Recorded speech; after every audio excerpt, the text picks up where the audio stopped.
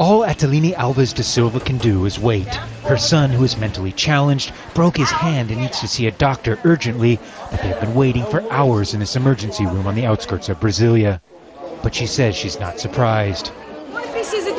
Usually in my experience it takes 6 to 8 months to get an appointment for an exam. Here, the waiting room is overflowing with patients. Many hang on the check-in counter, desperately waiting to be called. A hospital spokesperson says they have 3 ER doctors on shift, but patients and even a nurse who didn't want to be identified said there was really only one. We were prevented from filming inside the ER. Complicating matters, on this day, the X-ray machine is broken.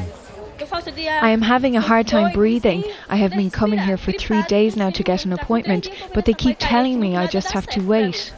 But Brasilia's Secretary of Health said the problems are with the patients and not with the hospital. These people you saw waiting are the ones classified as green or yellow, meaning they are people who do not need urgent attention at the ER. When there is an emergency, we attend to people in 10 minutes or less.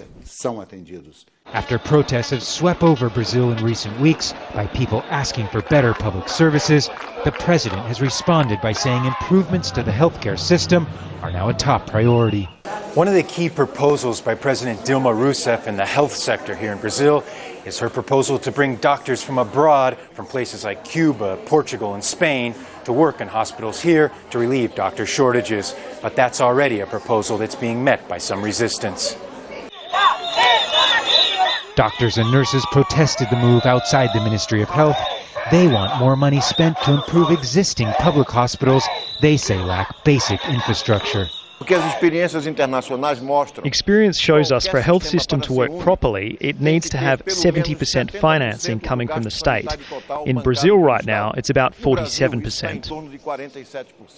Back in Brasilia, while patients wait for hours to get an appointment at the ER, city officials have just opened a new $750 million football stadium for the World Cup.